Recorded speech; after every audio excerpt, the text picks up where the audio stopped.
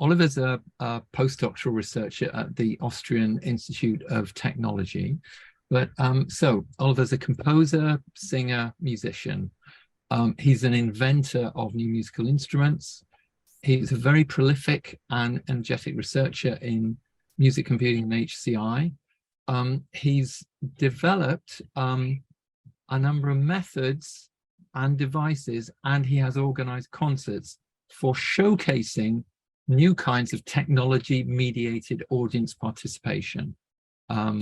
Oliver's thesis was about technology-mediated audience participation. He's thought quite deeply about it, very interesting methodologies, wonderful example systems. He's also developed innovative ways of teaching computer science with digital musical instruments, and he's a prolific collaborator with a whole bunch of other researchers in any number of music and HCI ventures, and I think we'll be hearing about some of them. So over to you, Oliver. Well, thank you very much, Simon, for the flowers. I'm getting red. And I have to add, I'm working with Simon, or knowing Simon since more than 10 years now, and it was the most fruitful collaboration, I guess, in all these areas Simon just mentioned. Well, yeah, hello, everybody. I'm happy to talk about my research today. And as Simon said, I have a background in various areas: HCI, computer science, worked in software engineering, and I have a background in music as composer and performer. And yeah, now since 13 years combining HCI and music, I'm in academia now.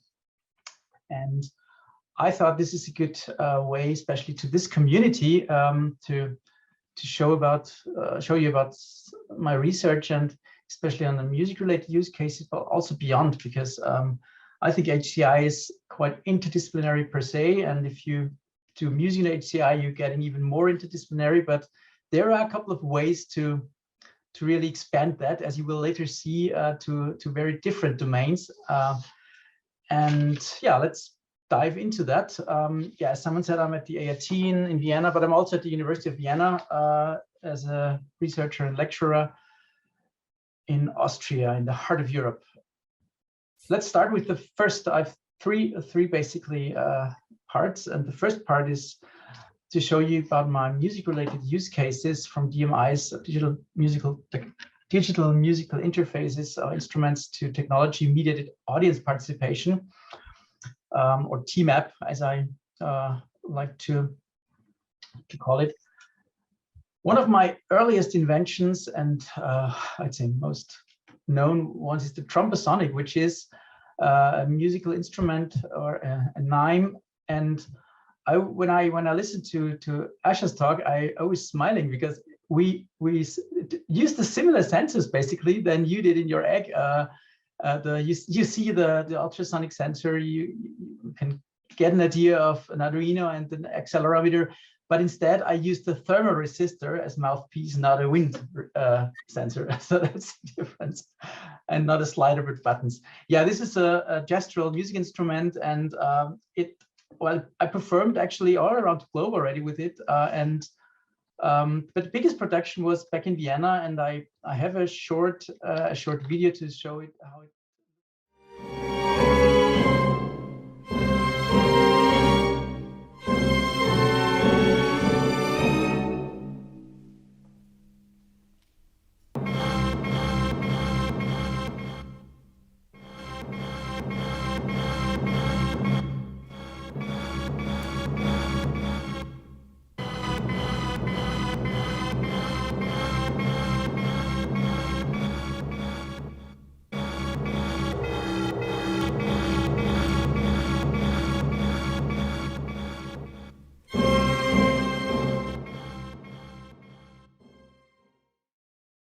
The next project I was working on for a long time was Breaking the Wall, which is in the end a set of performances where we designed audience participation together with artists in participatory design process. And you see some of the prototypes here, some autonomous light and sound robots, and then we had in the upper right picture, a lighted laser performance where the audience was tracked, and the light moved according to that.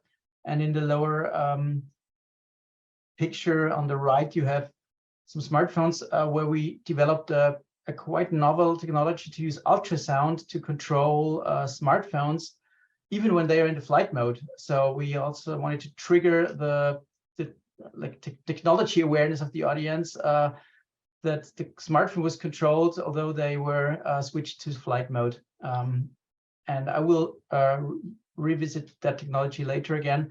Yeah, this whole project was evaluated and on all various areas.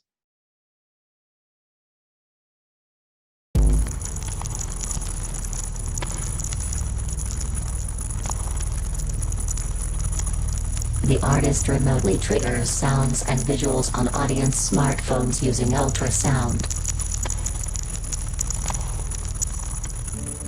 The audience shapes the overall soundscape by their movement through the performance space.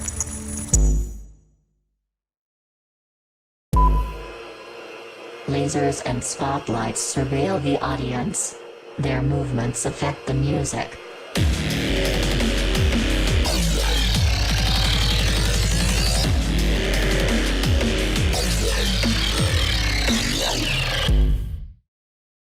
This project, which went for years, we developed lots of technology we reused later, as you will see. And another outcome of that was a new method, or a design card-based method, the TMAP design cards, which can be used to design interactive performances. It's a deck of 50 cards that trigger your imagination, that should inspire you about which parts of a performance you can use for audience participation. And in the meanwhile, there's also an online deck on a website, so you can see the cards and use them by yourself. If you go on this website, it's a mobile application. Yeah, and this is another big outcome of my research around audience participation. And yeah, there are a couple of other technologies and prototypes we developed throughout the years.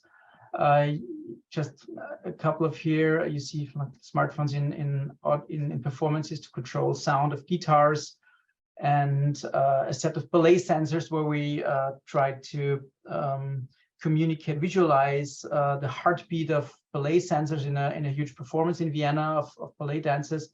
And in the opera as well, that like our smart subtitles solution.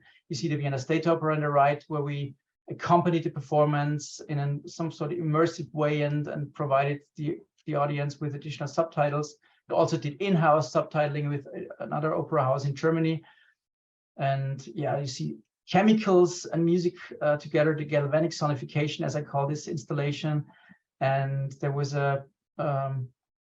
another project around a talking drum kit with children involved, and finally a program learning app that combines music, computing, and programming. Yeah, this is a brief overview of my core music-related use cases I worked on in research during the last decade, more than a decade. Throughout all these years, I'm primarily working on HCI music. I also worked on other projects. I was always third-party funded, and well, due to that, I got some other projects involved in as well, and that made me always think about reuse and repurposing technology, which originally came from music for other use cases. And that is the second part now I will tell you about, and especially the unexpected benefits like these reusing and repurposing endeavors created in the end in various directions. And the first of all, that will look like familiar to some of you, I guess. It was, as I said, originating back in a collaboration with Simon about haptics in music and the haptic bracelets. And that was actually my very first project where we used these originally designed bracelets, like for drummers and rhythm in music, in another domain, in that particular case in healthcare, which turned out to be quite useful and creating an impact in a, let's say, non-music domain as well. And from, like, I would say, engaged by this experience, I started to promote this idea throughout my research, and always think when there was some music technology, how can I might use this in another use case, or how we can reuse it. And that led to a second long-term research activity in my career now, which is in STEAM education, where we started to use music technology, and especially digital musical instruments, in education and for didactic approaches in schools, in a Viennese school for years now, and in university as well. So you just see here our very simple circuit board, where you can make a more or less 3 oscillator synthesizer within minutes, just soldering a couple of bits on it, and then create a very simple, but as you see in the lower left, creative little synthesizer. And the students in school learn various different aspects that are, as you all know, involved in digital music instruments, from technology to performing in a playful way, basically. And the other area, not in school, but in university, I'm teaching this now since a couple of years at the University of Vienna, which is a STEAM course developed for university computer science students, where we, let's say, want to bring back a bit of creativity to computer science and make use of music, and combine a computer science network technology course with digital music instruments and network performances. Here's another link to the audience participation domain. And you see it started in 2020 when it was the first iteration. It was online due to the pandemic, but we could play in the end of the course a fabulous concert in an online concert. And you see just a couple of selected feedback from the chat by the time. And we did another concert in summer 2020, and at a part of a Viennese festival, and it was the only real played concert in that, and we could reach 3,000 people in that concert, which was pretty nice, and the students loved it apparently. And back in 2022, we could perform, like in last year, we could perform on stage again, as you see, and you can see just here a subgroup of my students performing, like a little chamber orchestra, performing with their instruments, combining instruments, like the guy playing at a piano and their smartphones, and in the end they connected it, and they really learned in a playful way to use technology they never thought of, and learn pure data, like a programming language a usual computer science students doesn't learn, and so on and so on. And you also see another prototype that originated from this idea to use playful approaches in music, which is the Lego grand piano, which is fully playable and was used in performances already. That's some sort taken from another project where I'm working on designing interactive systems with bricks and merging electronics and bricks for music and beyond, not only music necessarily.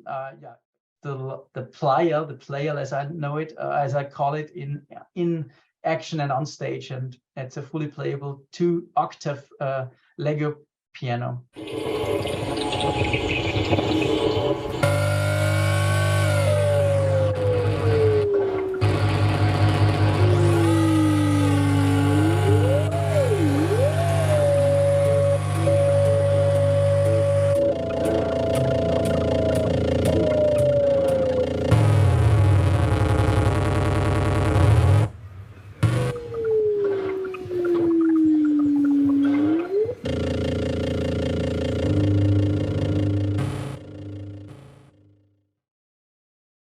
And finally, years ago, I can say, we had a project on technology awareness. And yeah, as I always do, I try to reuse and repurpose technology from music. And in that case, we used our ultrasonic communication technology after years again, and created an application, like an app for like social events to raise people's awareness on various aspects technology can have. Well, first of all, the ultrasonic issue that has a privacy, that is a privacy issue still, but also on the energy consumption, Bitcoin mining and the whole cryptocurrency thing, at least by the time created in a very useless way.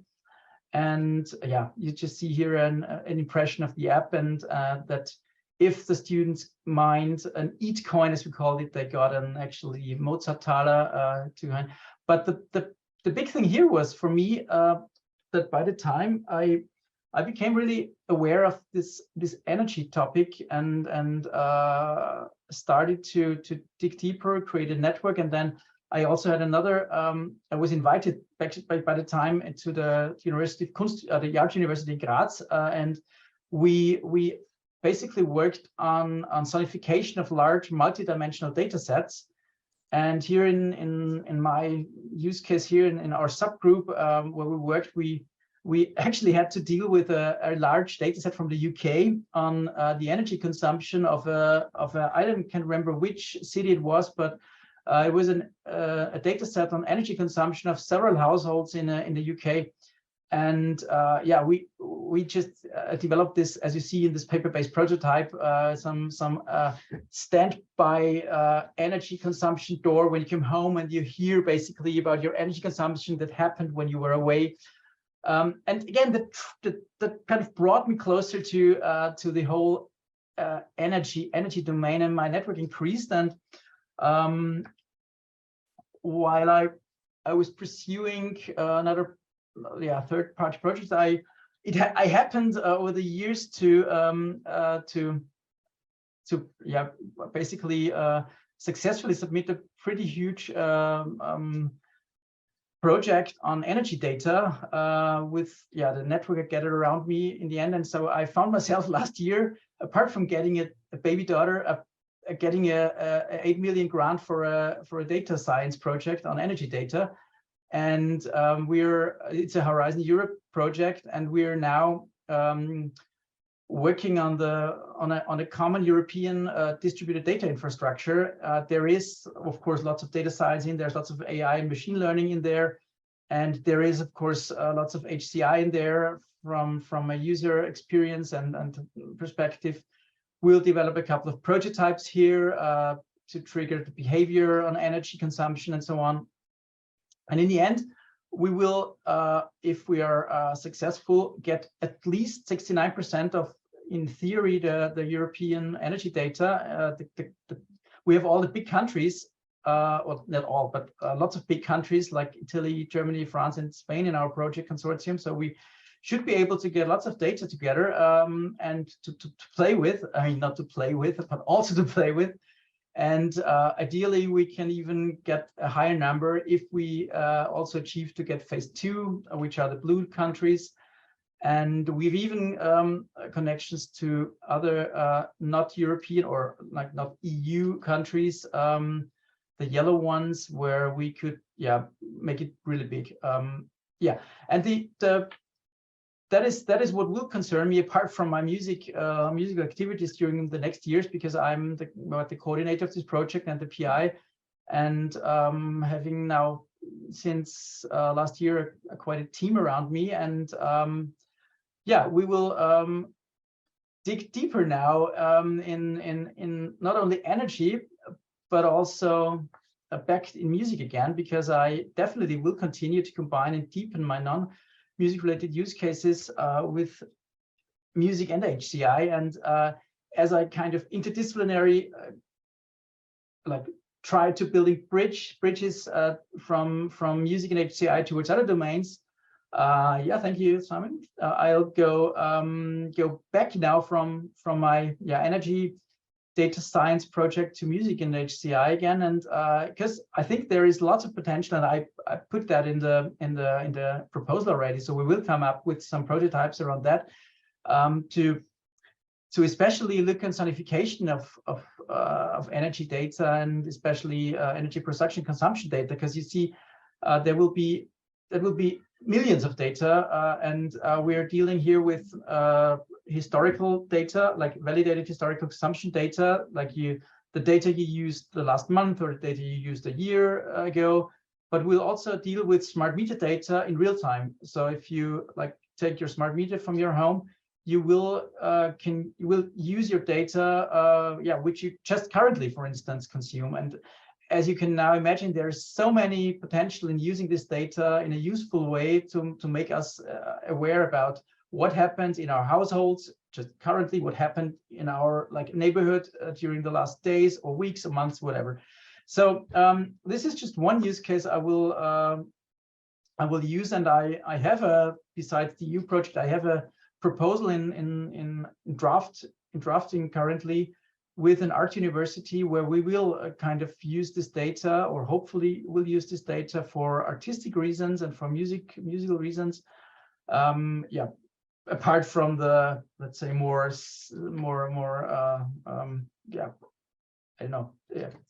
normal ways of using this data, because the original idea of our project here is to make this data accessible to all sorts of stakeholders to make use of this and help us to improve our energy behavior, let's say, spoken simply. And second, of course, I will continue my work on STEAM education, because I still think that has lots of potential, and there's lots of things to do still. Especially, there is something going on around STEAM education using musical instruments, but little is done on hardware, especially in hardware projects there are. And another proposal I have in submission, or in resubmission actually, is that we want to really focus now on reusable practices. Thank you, Simon. On reusable practices and their actual impact, because we have kind of making our point, or a proof of concept that it works, especially in school and university, but we need to focus on actual usable practices, and their actual impact. In particular, measure the knowledge gain in curricular-based subject matter, whether it's mathematics or it's computer science or it's art, and student engagement in general, and skill gain. So there are a couple of crucial things to find out around STEAM education. We want to focus on if this project will be successful. And with this overview, I'm already finished. So luckily I didn't show the videos because now I put in here my website, so you see my website down there. You see all the projects in an overview way, and all the links provided usual to the videos if they're available, publications and so on. So please have a look, and if there's one or other project you liked, you can have a look there to see how I came from HCI music and still am a music at HCI enthusiast, but also try to kind of build bridges to other domains and other disciplines throughout the years. And with this, thank you all, and I'm open to all the questions you have. So questions, please, folks, and by all means, put them in the chat. A very fun thought from Andrea. He's saying in jest, no thanks, I don't like free food, is considered a dark pattern, which I think is very fair. Well, so while people are thinking about questions, I've got a question, if I may. So one of the amazing things about HCI and music is HCI music, as you were saying, inevitably ends up being more than just an application area, because it's it stretches out in so many areas that one of the things it can do is feed back into HCI and enrich HCI, which is obviously something you've been doing. But the thing I was wondering was, when you take inspiration going from your music and HCI stuff, going into other areas, what are you taking across? Is it technology? Is it methods, methodologies, inspiration, sensibility, values? Is it? It's everything.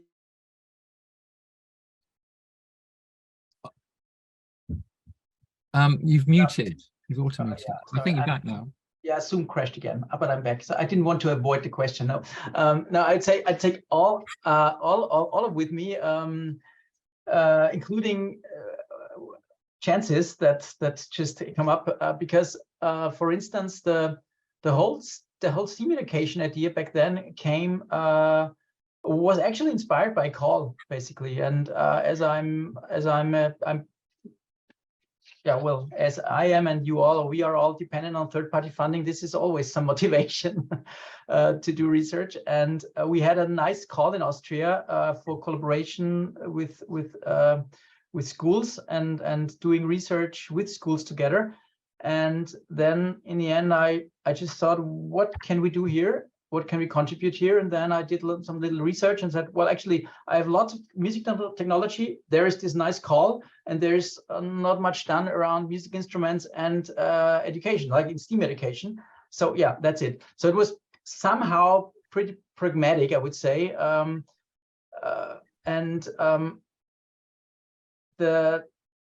The whole energy thing was more a bit different because it was a longer development, let's say, because at first, for instance, for this first project with this technology awareness app, it was, again, we had to do some sort of a technology awareness application for a certain series of events.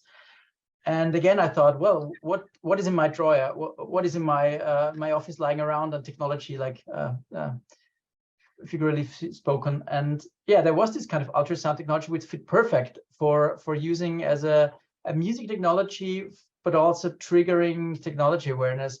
So again, it was some sort of pragmatic maybe move to do that. And I actually, I don't know, I maybe put back the question to you. I don't know, for instance, how that happened with the haptic bracelets. I can't really remember when we did that, and why, for instance, in that case, there was this fabulous music technology lying around, but then at some point is that, well, actually, we could use that for something else. And yeah, that's what I do every now and then when there's some new prototype that I just think, wait, where's an added value somewhere else for that?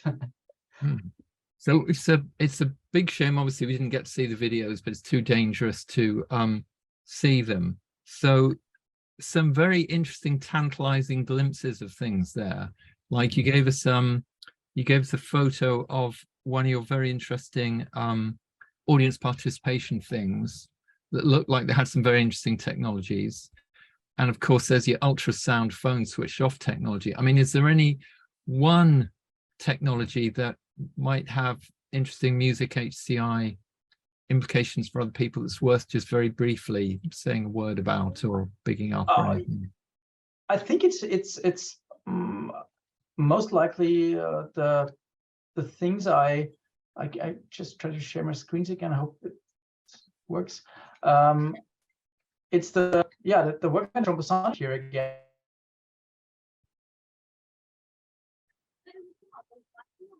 Oh Lord, I think, yeah, it's crashed again. Okay, well,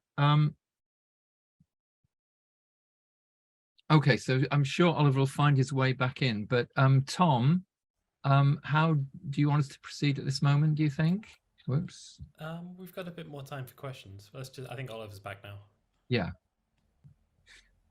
But you muted, Oliver. Yeah. Yeah. Okay. I will not share anything else anymore. Just keep it and do not touch it. Yeah. Well, the Trombosonic is probably that bit I used in various ways already, and it also links to health. It just come to my mind because I used it for healthcare application, for like a pilot study, and also for disability study. Yeah, so it just popped into my mind, where there were a couple of contributions in all directions, or another one that was on a composition process and composing for and with DMIs, which in my mind has quite an impact on yeah, what it means, the musician interface interaction, let's say, or composer interface interaction. And apart from that, of course, the design cards, I think that is another outcome that can be also used in other domains, not necessarily audience participation in music, and to use this this approach, and maybe also the deck for getting new interactive systems out of the head of oneself or a group, and getting inspiration and design it properly, because I evaluated these cards in so many facets already that like in single design sessions, in group design sessions, in whole cycles actually. So I have a student recently writing up his thesis now who did a whole thesis on with his band on developing audience participation performances using like the cards, and then implemented technology, brainstorming with his colleagues and so on, and doing the technology, and then perform with it like I did back in my PhD, and now evaluated that. So and that is I think that worked out very well. So he will submit it in a couple of weeks, so I'm looking forward to this in the end. And yeah. Just in case people don't know, one of the things that was interesting about design cards that Oliver did as part of his PhD for technology-mediated audience participation is it's such a multi-dimensional space, because you've got to think about the audience, you've got to think about the musicians, you've got to think about dimensions, music, you've got to think about it's so high multi-dimensional that the only way to really navigate it is with a whole bunch of heuristics, and cards was a good way to do that. So I don't know if I'm missing